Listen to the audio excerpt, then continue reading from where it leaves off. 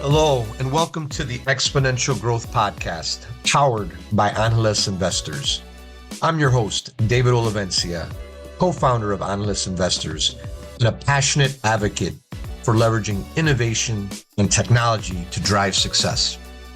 Let's get started. This is Exponential Growth.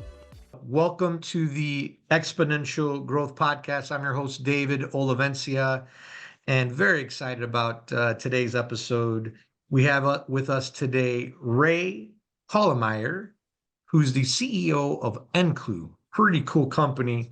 And what Enklu does is they empower both technical and non-technical users to design, customize, and publish these interactive AR or augmented reality experiences with ease, right? And underneath that, they've got a series of these locations that really have had exponential growth called Verse that we're going to talk more about it. But you put on these goggles and you get to experience all these amazing scenes leveraging technology, in which I think is an explosive area and very exciting. So looking forward to really jumping in and chatting with Ray on this. So Ray, how are you doing? Welcome to the Exponential Growth Podcast.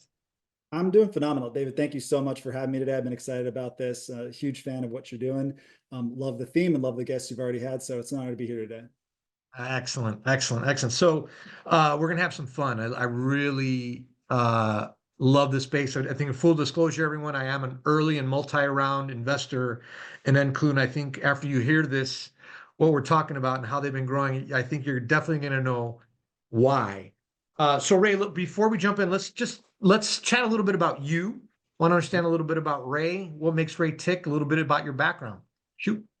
Yeah, absolutely. So I started programming when I was very young. My mom was finishing up her degree and she knew I loved tinkering on computers. So when she asked for some help programming, I ate it up. I went to the library immediately and I was hooked, and it's been a lifelong obsession, actually. My entrepreneurial journey started about the same time. Actually, I was selling candy door to door to pay for a school trip to go to DC. And early on, learning how to take a no and keep going, and also making sure that I wasn't taking part in the product too much. I mean, it's easy when you're selling candy to not turn around at the end of the month with not so much of a profit. But we learned that lesson early. And then I was also into video games. So I was born the same year as Mario, which is freaking crazy to think that Mario is already that old. So in high school, when other kids were learning how to skate, I was learning how to code. I was building my own 3D rendering engines. And back then I had no context. I kind of thought that was normal, even though looking back, I was definitely the weird one. My first tech job was actually testing video games for Sony. I had a passion for creative technology and I loved getting to work in the games industry. But as an entry-level analyst, you don't really get to make many, decisions. And I yearned for a lot greater impact. And it was about this time that I actually had what some call a crucible moment, like a black swan event that really changed the course of my life. I was already an adult at this time, visiting my mom for dinner on a random Saturday, when out of nowhere, she dropped a bomb on me. She said, "Ray, me and your father love you very much." And I said, "Well, yeah, duh." And she said, "When we decided to have a child, we found out that your father couldn't. So we went to a clinic and your biological father is a donor that you've never met." It's like, boom, wow. This stuff happens in movies, but I didn't know that about you. I didn't know that about you, Ray, but hey. Yeah, I was angry for all of like 5 seconds, as I think any, person would be. But then, after the "how could you lie to me my whole life" kind of passed, I felt this weird, unexpected weight lifting from my shoulders. And I've spent a lot of time meditating on it and trying to understand what was going on. And I realized that underneath the surface, my whole life, there'd been this layer of expectation and holding on to me. And it wasn't really about my dad. He's amazing and I love him to pieces, him and my mom both. It was really about myself. I'd imagined myself as just some version of them. And after this, for the first time, I realized that I could reimagine myself to be anybody I wanted to be. And that really set me off in a new direction with no limits. The next day, I applied to programming jobs all over, powered through my computer science degree. And within a year, I was on my way to a rocket ship of a games industry career. In less than 10 years, I went from being a tester to a studio director. I got to work on some of the most interesting franchises with the most talented people, Major League Baseball, Defiance. I even led a team that landed a majority buyout from Tencent. That's the company that owns Riot and League of Legends franchise. And that really brings me to where I got started with Enklu on my solopreneur journey, and then on the venture back journey. Oh wow. Well, no, a couple interesting things as you were walking through your background. You talked about the library. I think the libraries are one of the most underutilized assets in America, right? I mean, I think just think about the books, the resources. Now, there's a lot of digital things now, so it's, you could get a lot of it remotely, but kudos to you. And then I spent a lot of time in libraries reading, and there was one like, 2 or 3 blocks from my house growing up. That was one. And then, the candy part where, you're very tempted to, eat the product. Oh, Um, so that's cool. And then, but the experiences of knocking on door, making your pitch, getting told, like you said, no, no, no, those skills are like fundamental. And, you're a founder. So what they say, you eat no for lunch, breakfast, dinner, all you that gotta stuff. love it. Look at me too. On my side, I get told no, no a lot. So no, very, very, very interesting background. And thanks for sharing a little bit intimate details of your background too. So appreciate that. All right, so Ray, so now Exponential Growth Podcast, we would love to talk about tech trends, what's going on in that area. Uh, you know, what excites you, and where do you see things going? What should our listeners be kind of get from you, where the big exponential growth curves are and what you Yeah, see? absolutely. So, you really can't talk about exponential disruption these days without AI. But I know that a lot of people have already talked about AI. So I'm going to talk about it from a perspective that I hold very near and dear to my heart, which is spatial computing. This is my area of expertise. And this is really where all the skills I developed in the games industry came to bear fruit as we go from a screen-based computing ecosystem into a real-world computing ecosystem. So now a little bit of context before we dive in. Many people will combine virtual reality and augmented reality into the same broad category of spatial computing. And I'm not going to say that's wrong. In fact, that's a fair way to think about it. But they're going to evolve in different ways, the same way that you have like a video games console and smartphones, right? They both have computers, they both have chips, but the way you use them and how they fit into your life are very different. And while both the PlayStation and my iPhone are connected to the internet, that's about where the similarities end. VR is going to be incredible for entertainment, escaping, and it'll probably be, as far as the market size goes, just broad strokes relative in scale to what you see in the hardcore gaming market today, which is massive. If you haven't been paying attention, it's already bigger than movies and radio and all the other forms of media combined, no doubt. But I'd be surprised if you ever see billions of users in VR, certainly not in the next 10 years. AR, augmented reality, on the other hand, this is really exciting. Soon, we're going to start replacing our phones as our primary computing devices with smart glasses, and they're going to anchor our digital worlds in the real world. What does that mean? In real human terms, that means instead of looking down and tapping an interface, you're going to look up. So no more neck pain. And you're going to see things like directions and communication and contextual information in the real world around you.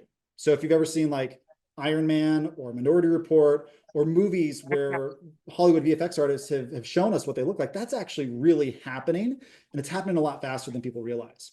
Soon, we're going to see all the things we interact with online in the real world. And it's going to be personalized. You're going to see a version of an interface that represents your tastes and your interests. And it's going to be contextual. As you're walking into 7-Eleven, you're saying, ding, ding, ding, oh, don't forget, you're supposed to buy milk today. And you won't have to look at your phone. It's going to be right there on the milk. And it's going to say, oh, would you like to see a review on this brand of milk? Oh, it turns out these cows got 17 hours of sunshine every day. All the things you want to know about your product supply lines, those are going to be right there for you. And that's just one simple example. You can think about how education is going to be transformed when we start to be able to move around 3D objects. We can see things from the inside out. Big concepts, complex concepts, risky or dangerous scenarios in training. These things are all going to be manifest. They're going to be tangible in the real world thanks to augmented reality. And that's why augmented reality for me, and not just me, companies like Meta and Microsoft and Yeah, they're Snap. going big into it, right? I mean, they're meta. I mean, they changed pretty much metaverse. I mean, there's a lot of things underneath there, but they were probably a little bit ahead of their time. But they know where it's going, right? I mean, so yeah. But you're right. All Meta, Apple, all of them are going after it, right? Yeah, and they're investing tens of billions of dollars in this because they all see what is inevitable, which is they who control the hardware cycle are going to control the marketplace dynamics. I read recently that 70% of the wealth creation last 20 years came from marketplace dynamics. Think like App Store, think Amazon. They see that and they want to be first at the table in this generation of spatial computing. Now I'm going to connect it up to AI for just a second because I would be remiss if I didn't. There's this hidden secret in the spatial computing industry that folks on the inside have known for a while. And a lot of folks on the outside will say, well, the reason why it hasn't taken off yet is the hardware. And that's a fair assumption, but it's missing something really important. And that comes back to an insight that I had from the games industry, which is the economics, and the economics specifically of content development. Now, in the games industry, when you're building a 3D game, it costs tens of millions of dollars, sometimes hundreds of millions of dollars to make hours of content. And that makes sense for the games industry because it's a hit-driven industry. You invest $100 million and there's a good chance in 3 years, if you got a good team and a good intellectual property, you're going to 3-5x your money, right? So that's a good bet to make. And there's an outside chance that you're going to 10x or 20x your money, right? But now let's compare that to Frank in HR, who needs to make a training presentation for the next 5 hires. On one hand, you have build it in PowerPoint in 10 minutes. And on the other hand, you have $1 million and a consultancy to build that presentation. Which one of these are you going to choose, right? The reason why it costs so much is that there's an army of artists, designers, and programmers that all need to work together to go from idea to concept to 3D model to textured model to animated and rigged model. It's so complex to build this stuff that a lot of people don't realize it costs an enormous amount of money just to make the most basic 3D scene. Now enter generative and enter tools like Enklu, and we can talk about it more. As soon as you can make it easier or faster to build content, when you can lower that barrier of entry, now all of a sudden more and more use cases become economically viable. And we can talk a little bit about kind of the drivers of economics in innovation, but if you can't do commerce for a positive ROI, I don't care how innovative the technology is, it's dead on arrival. It's not doing anything for and as an investor, I don't really care about it, right? In the end, it's not going to make, it's not going to get it. You're not going to get a return on it. So so no, I mean, it's like it's driving the because you mentioned that like programmers and designers and testers and all this kind of stuff, and really what AI is doing to create, replicate, change, test, innovate around that, do different scenarios. It's fascinating. So with that as the backdrop, then tell us a little bit now. How does Enklu play into this? And then obviously we'll jump into verse, but tell us a little bit more about what Enklu does, and with that as the context. Yeah, so from a high level, I'm going to zoom out to 50,000 feet, and then I'll tell you about the journey, how we got here. From a high level, you can think about Enklu a lot like the Roblox of augmented reality. Now, Roblox is an engine and a marketplace, and Enklu is a spatial engine combining a 3D native editor where people can build stuff in 3D and a 3D publishing platform where you can actually distribute your content to your end user. This provides a very accessible marketplace that will connect billions of users, developers, and businesses. And that last B is really important. The businesses are so critical in developing commercial connections with personalized social experiences that are set in the real world. What does that look like in practice? With Enklu, users can scan spaces with advanced AR headsets, walking around a room, upload that into our spatial cloud. These AR content layers act as what we call verses, lowercase v verses, which can be shared with a community, both in person and online. And we've got high profile partnerships with companies like Dave & Buster's and Marina Bay Sands. We're live in 5 countries, 18 different markets, and we've got utilization growing at 22% month over month. We've really clicked in things in the last couple of years, and there's been a journey to get there. So I can back up a little bit and talk about how we're doing that and what that looks like. Does that make sense? Yeah. I mean, so if you look at you were talking about developers, businesses, I get artists, right? Like who's coming into this platform, right? Because it's a marketplace, right? It's like you said, Roblox, they got I've seen my kids playing it, right? But you can buy different pieces. They got the axe and they're chopping away at things. But in this space, where Roblox is it's a, whatever, a computer screen, a TV screen, whatever. This marketplace, this is augmented reality. So instead of like hitting you're seeing flying dinosaurs and different things, and you have artists that create that and they sell pieces, so explain a little bit more how that works. Yeah, I'd love to. I'm actually going to go back to our origin story because it's connected with exactly the question you just asked. When you talk about things flying around in the real world, it's hard not to harken back to a time that everybody can remember, although it might be foggy. And that's a time when we were young enough to reimagine the world around us. You don't have to look too far to find a child who can see a chair as a fort, or see a teacup as a monster, right? But most adults have really lost that ability to reimagine the world. That's probably a good thing, because when we're driving down the highway, we don't want to see the Buick as a dragon. We don't want to be Don Quixote chasing windmills. We're stuck in the real world. We want to think of that as tangible and important. But we lost something special when we grew up. And a lot of times you could think about that as vision for how things could be different, how they could be better. Yeah. When I first put on the first generation of these augmented reality glasses, I was in the games industry. A lot of people would say, rocket ship, top of my career, why would I ever think about leaving? When I put it on, it's like a lightning bolt. And it immediately showed me that there's a possibility of reimagining the world around us with augmented reality, of being able to bring our digital worlds into the real world. And now with hundreds of thousands of people coming through, millions of hours of people playing, you see this. If it's a 7-year-old or if it's a 70-year-old, when they put on one of these augmented reality headsets, and it's different than it is in VR, there's something really magical about seeing digital overlays in the real world that brings us back to that state of immediate presence where you believe that anything is possible. And because of that, I felt like it was immediately time for me to leave the games industry and dive headfirst into building a company around making it easy for other folks to do what I was then doing as a Gen 1 developer. So first question was, what are the major bottlenecks to enable a large number of people to do this? And the tooling was very difficult. Think like early 80s computers, right? Having to work with DOS prompt style interfaces. It was not what you'd expect out of like Tony Stark, moving things around with his hands, but all that stuff was possible. There's just a lot of infrastructure that was missing. And then beyond that, there were some tools that did some things, but there wasn't a combined ecosystem where you could build something and then get it to the end user simply.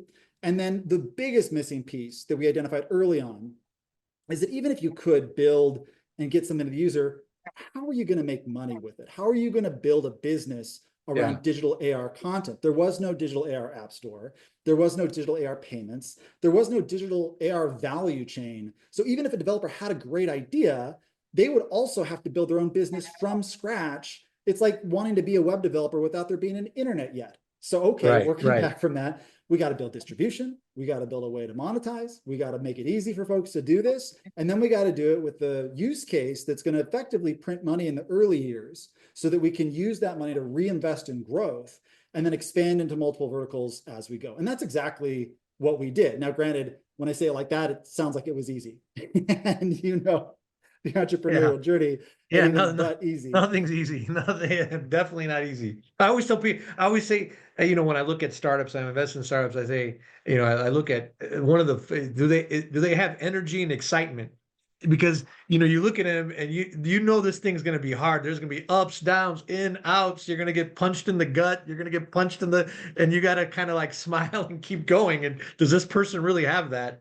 And that might even be an understatement, right? I mean, but yeah. So no, definitely get that. Yeah, Ben Horowitz says you got to run towards the pain, and I feel like that's absolutely true. So some of the pain that we had to run towards was there's this huge ecosystem in gaming that's built up. Companies like Unity or Unreal that built these great tool sets, and they had some presence on AR, VR devices, but there wasn't a way to update content immediately. And this is something the games industry has been doing for a long time. It's called hot loading, and this is how the best games are made. If you see a game where the content just clicks and everything feels like it's super polished, that's only because the developers were able to make changes in real time. And it's a completely different infrastructure and model than the way that the screen-based internet was implemented. The screen-based internet is very much a compile publish model. So that means I make it, I publish it, and then I see it as an end product. Well, that doesn't Yeah. work in an interactive 3D ecosystem. You need to be able to start up an application, run through it for 10 minutes, and then if you find a bug or you find something that's weird with it, you need to be able to change it in real time without needing to restart the application from the beginning. Totally. I mean, So, fundamental re-architecture on the back end first for us to be able to upload data, stream that data down to connected devices, and make it so that anyone accessing that data had the latest and greatest. And that was a fundamental re-architecture, the way people have been thinking about AR and VR. And that's really the foundation of our product line. so now you have this foundational product, and now you've launched these verses across the globe, really. And like I said, it's been growing fast, exponential growth in this area. So where are they? What could one expect when they come in, and what do you see the future of these things going? Yeah, please. Yeah, so the way that you can think about a verse is it's a lot like a ticketed based experience where you're going to a movie or you're going to a Dave and Buster's. But when you go to a verse, you put on one of our holographic headsets and immediately you're transported to a new universe. So The Unreal Garden is one of our flagship content pieces that's running on our platform. That's been running for almost 6 years now and still selling out on the weekends and all the markets that it's active. This is almost like a walk in the park mixed with a video game. So if you're ever like a bird watcher or you like going on scavenger hunts, it feels a little bit like that, but without any limitations of reality, like physics and pesky things like matter and material science. With augmented reality, we can do magical things you couldn't possibly do in the real world. And that's certainly the draw that gets people in the door a lot of times. It's like, how can I immerse myself in an environment where anything is possible? But what really creates a strong experience that both retains users over time, they keep coming back, and that is referral based, where they want to share with other folks, is something we haven't talked about yet. And this is fundamentally why AR and VR are different beasts. VR, you're closing yourself out, you're in a different world. In AR, in a verse, you're there with other people. It's a social experience. You You can share make that eye experience contact. with your friends and family and whatever. Yep. Friends, family, colleagues. We have a lot of companies doing team building events. We have schools coming in, teachers bringing their kids. I talked about the Unreal Garden. We also have Star Walk. It's a space-based experience. So space nerds like me get to show off their space knowledge. It's like kind of a quiz show mixed with a walking through the universe cosmos style. We also have experiences which really blur the lines between entertainment and education, like Primal Ranch, where you're capturing and training life-size dinosaurs. And when I mean life-size, imagine there's a real T-Rex in front of you and it looks like it wants to eat you. Those sorts of visceral experiences are, I hate to say the word transformative, but it's certainly like something you haven't ever seen before. Yeah. When you go to and it's only going to get, like, the thing is, it's only going to get better and more realistic over time with more innovation, storyline, adaptable storyline, the amount of technology and innovation that can come into that platform, it's truly amazing. So where are in the US and globally, where are some of these locations where people can check this out? Well, yeah, if you happen to be listening in Chicago, please drop by our flagship showroom, Test Kitchen. It's in the Loop, right near the Bean at the Block 37 mall. It's right on the corner. It's a great location. I'd be happy to give you a tour. It's super fun. And we also have 17 other locations around the US and around the world. Our newest one opening up in the near future is in California, in Hemet. We also have one opening up in the Bahamas in the next 3 weeks. Aside from that, you're going to be looking at cities like San Antonio, like Gilbert, it's right outside of Phoenix. You're going to be looking at some big city locations, and you're also going to be looking at locations like in Lancaster, Pennsylvania, which is mostly known for being Amish country. What we see is that these kinds of experiences work whether or not you're a big city person or you're out in the boonies, as my dad would say. They're universal. They're fun no matter where you're at. We're also in Ireland, and we got 3 locations we got Ecuador, we got Mexico City. We're opening up more in Latin America. And as we go, we find time and time again that our demographics are kind of directly aligned with what you'd expect out of people going to a Pixar movie. These are family-friendly experiences at family-friendly experience centers that you're going to be fun on a date, or bring in your mom or bring in your kids, and you're going to leave with a really fun, exciting memory. And you're going to experience the taste of the future at the same time. So you got these locations and they're going to continue to grow. That's excellent. But I think the other thing that you mentioned, and I know we've talked about this, is what happens now then is you got but there's no, as these glasses, become more pervasive, right? There's nothing preventing me from kind of connecting in with my family remotely and jumping into an augmented reality experience or movie or interactive view. So tell me how you when you look at like a world like that, and then all these different glasses types, because then Snap's got some, Meta's made some investments, Google kind of went back and forth a bit. So talk about the outside the location experience, and then just maybe a little bit on the glasses. And then the time's moving quickly. We have to bounce in about 5 minutes, but yeah, give us a little bit there, Ray. Yeah, absolutely. So we're in a rapidly evolving space. It is really exciting. You have companies like Meta pouring billions into their Quest product line that's doing mixed reality, as well as their recently announced Orion glasses. These are the first really small consumer grade glasses. And by small, I mean you can wear it walking around and no one would even realize you're wearing an augmented reality device. These are going to hit the market for developers in 2026 and for consumers in 2027. There's also Snap. These are ones that I'm really excited about. They've been working on this product line now for several years. They've gone through several iterations. And this newest generation, the Gen 5 spectacles, these are really cool. You can also wear these outdoors in a park and no one will look at you weird. You look like you're just wearing some cool glasses, maybe a little bit like a Cybertruck style, but fashion is cyclical. Sometimes that's exactly what you want to look like.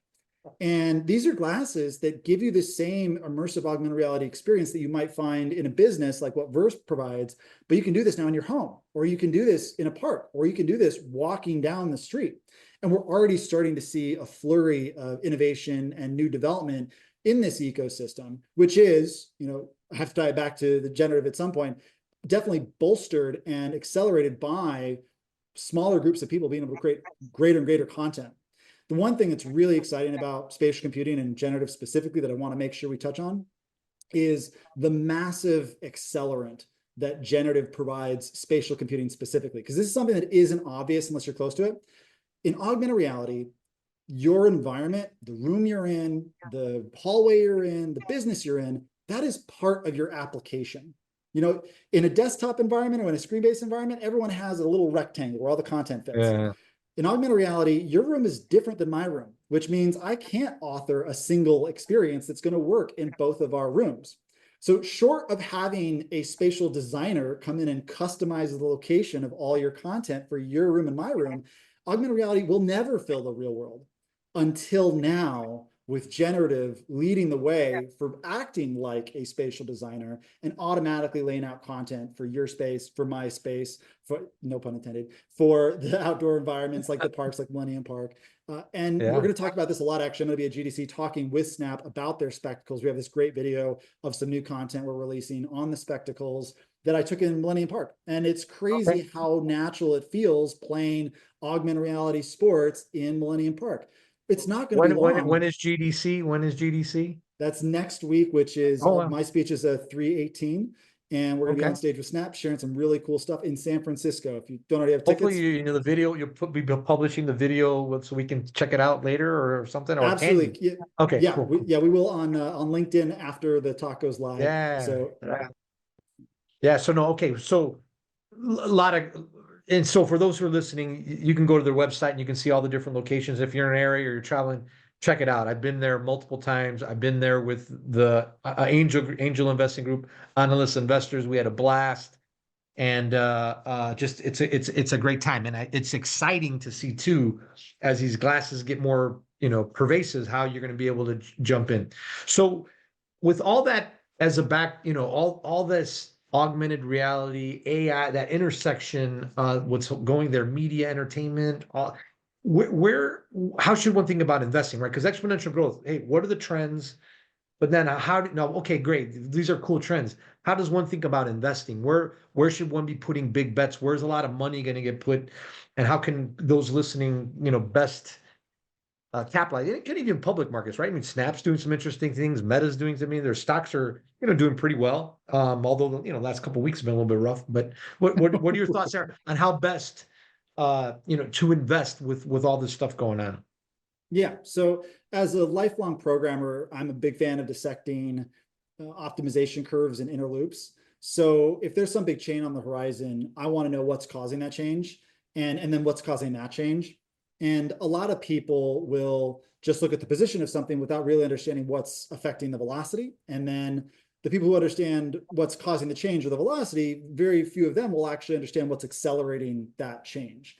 Really, you have to understand how the systems work. It's like physics. Acceleration affects position exponentially. So when I'm looking to invest, I'm looking at either public technologies or public companies. I'm looking at who's investing in the root driver of change. Now, when it comes to spatial computing, I touched on generative a little bit, but I want to double click on that. Generative is completely upending the way we think about content and media. And it's not just making content faster. It's some way of actually making the old model obsolete. I mean, just think of how quickly personalized email has become commoditized thanks to generative AI. Companies that are focusing on tightening the loop between creator and consumer, I'm super bullish on. As I mentioned, 70% of the wealth generation last 20 years has been from marketplaces. So if you can find a way to empower the experience economy, the creator economy, solopreneurs with content generation ecosystems, I'm super excited by that.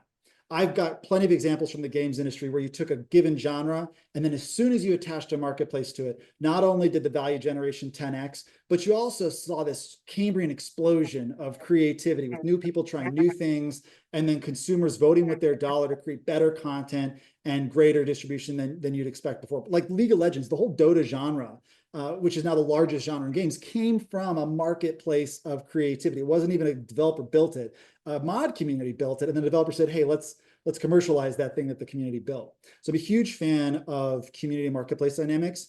That's why I'm super bullish on what Snap is doing with the spectacles. They're taking that approach. I think that companies like Meta are pouring a ton of money into their devices. And I think with Zuckerberg's focus on really steering the direction of long-term computing, whether or not they get it right today or tomorrow, it's clear to me that they're putting the resources in to get it right eventually. And then when you look at some of the other giants out there, I think, Apple's got a long track record of maybe making some missteps, like you got the Newton and it's a mixed bag with the Apple Vision Pro. But where they really accelerate is once everyone's figured out the hard stuff, they just come through and make it an incredible user experience. I am still bullish on Apple long term. Maybe it's 5 years from now coming in with the Apple glasses or whatever it's going to be called that really set the standard for the next generation of accessible user experience in spatial computing. But between now and then, there's a lot of infrastructure that needs to be built, and the companies that are first to build that infrastructure are going to have insane first mover advantages. A simple example is the browser. There is no 3D browser right now. A lot of folks have no clue that that's the case. Imagine the internet before Netscape. You had AOL and you had CompuServe. They were like walled off gardens of content. There was no ability to make a thing that worked on both. And that really stifled the growth of content online. Then you had the invention of Netscape and other browsers like that, which created a consistent user experience no matter which ecosystem you're on. All of a sudden, tools and tabs and different plugins and all kinds of different things. And I was just thinking about that. I mean, even though I go to Verse, I go and plug the thing, and it's not necessarily a browser. It's just what it is. I don't have like different tabs and things and drop downs and plugins and all that kind of stuff. So yeah, no, that's pretty cool. Yeah, and what we're seeing right now in the spatial computing ecosystem is growth of infrastructure like that. Now, it's not going to look anything like the 2D browsers or the 2D infrastructure. Yeah, There's no, been a lot of no. innovation since then, but those enabling technologies, which allow multiple technologies to interop together more, super excited about that sort of stuff. Super excited about empowering creators. I think creators of the future. The robots are going to inherit most of the jobs, but humans are still going to do more incredible things with AI and with creative tools that allow their creativity to be accelerated exponentially. So I'm excited when you can get a human in the loop in a generative content creation cycle. So that's the things that I look for. Oh, that's great. I mean, it's just an immense, growing, expansive space, and you got a head start on it, right? And for our listeners out there, again, check it out. You'll see why when you visit their locations. So Ray, it's been great, kind of chopping it up and talking about this cool augmented reality space, what you've done, what you've built, what the kind of giving a little taste of what the future holds as when content creation gets better, the AI gets better, you're out there, the glasses get better, all those things converge, right? You're in a very cool spot. How do people find out more about Enklu, Verse, and you on social media and get connected to all the great things you're doing? Yeah, totally. So if you like the pretty graphics, follow us on Instagram at verse_immersive. That's where we post a lot of cool stuff about the experiences that regular people are having in augmented reality. If you want to follow me, I'm on LinkedIn at Ray Kallmeyer, no space, RayKallmeyer. And I post pretty regularly about my views on the ecosystem, be it AI or spatial computing. And then if you want to follow some personal hot takes, go to X and follow me at Kallmeyer_Ray. Excellent. And then the Instagram, it's Verse Immersive, or is it Enklu, or which one is it on Instagram? Verse_immersive is the, and then yeah, www.enklu.com. That's our website. That's the kind of the landing page for all of those things. Check out our enklu.com site as a stopping place for links to all of those locations. And then everybody should keep their eyes open for next week. You're going to be out with Snap making some major cool announcements on stage. And look forward to hearing that and watching, keeping posted on the video that comes out. Absolutely. Well, David, this has been a real pleasure. Thank you so much for having me today. I really enjoyed the opportunity to chat with you about the future. And I'd just love to end with saying, I'm excited. There's a lot of mixed news right now, but I think we're on a verge of an abundant future where a lot of the things we were hoping for when we were kids are actually happening now. And there's really incredible people like you helping make that happen across many different verticals. I've been pleased to be a part of that in my own little space. And thank you so much for the support throughout the years. Excellent. Well, thank you. And a lot of great things are coming ahead. So thank you for joining us on the Exponential Growth Podcast. Thanks. Thanks, David.